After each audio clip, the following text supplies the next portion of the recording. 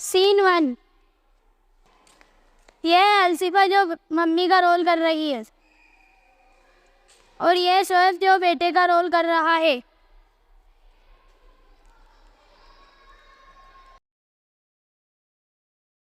बेटा, क्या तुम मेरे लिए गिलास पानी ले आओगे? मेरे हाथ आटे में हो रहे हैं। अरे माँ, आप खुद ले लो ना। दिख नहीं रहा आपको क्या मैं मोबाइल में गेम खेल रहा हूँ? कम से कम फैन तो चालू कर दो, गर्मी हो रही है किचन में। अरे बेटा, फैन चालू करोगे? माँ, मैंने बोला ना मैं अभी नहीं कर सकता। मुझे परेशान मत करो, गेम खेल दो। अरे यार, ये फिर से फ़ोन की बैटरी ख़त्म हो गई। अब मैं क्या करूँगा? काफ़ी गेम खेल लिया, अब तो होमवर्क कर लो शोएब बेटा। माँ, मैं बाद में कर लूँगा ना। लेकिन मैं तो तेरे भले के लिए कह रही हूँ बेटा, होमवर्क कर लो। मैंने कहा ना मैं बाद में कर लूँगा। मेरे को बार बार याद दिलाने की ज़रूरत नहीं है।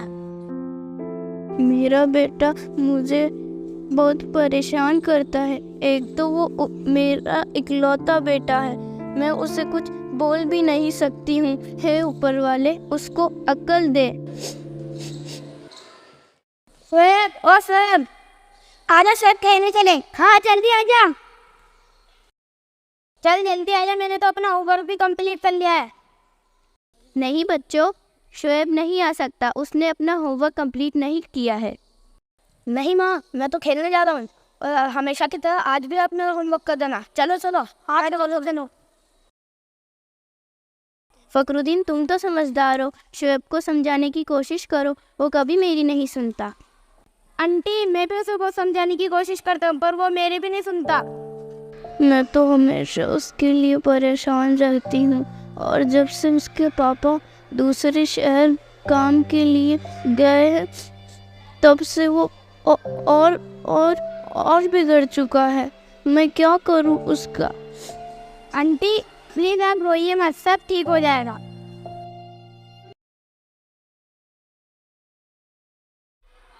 सीन 2, खेल का मैदान। हाँ दोस्तों, डाम कौन देगा? दाम मैंने दिया था, आज रात बारी है। हाँ हाँ, यही देगा। अरे यार, चलो दाम दे देता हूँ।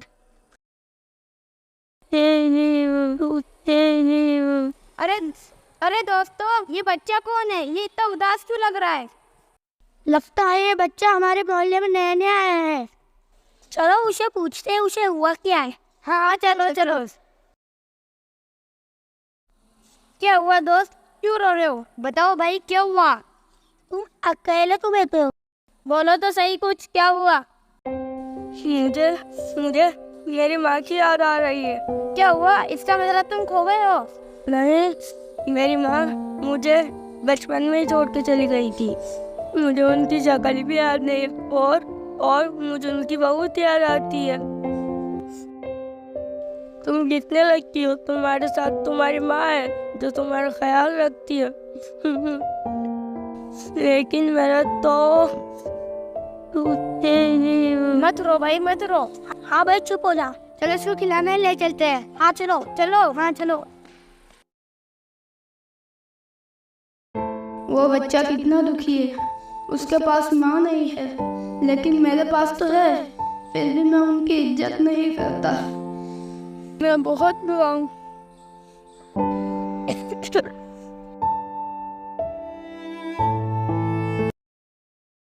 सीन 3, शोएब का घर। माँ माँ माँ, कहाँ हो आप? उठ जा बेटा, क्या हुआ? माँ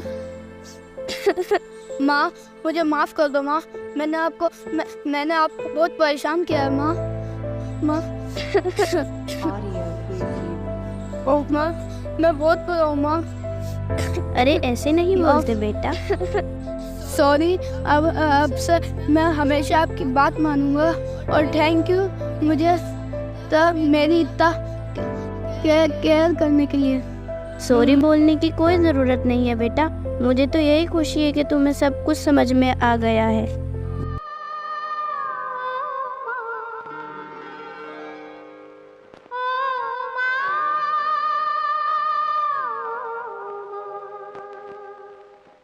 तू कितनी अच्छी है,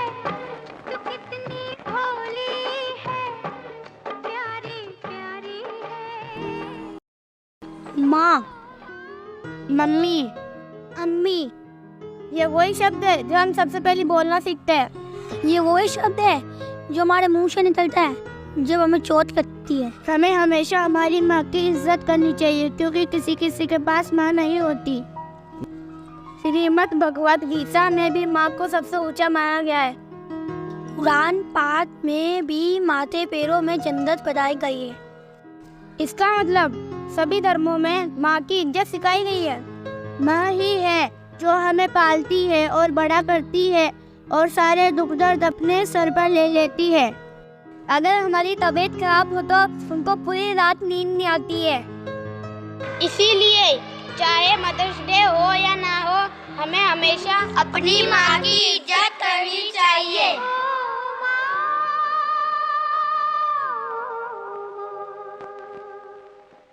तू कितनी अच्छी है, तू कितनी भोली है, प्यारी प्यारी है ओ माँ,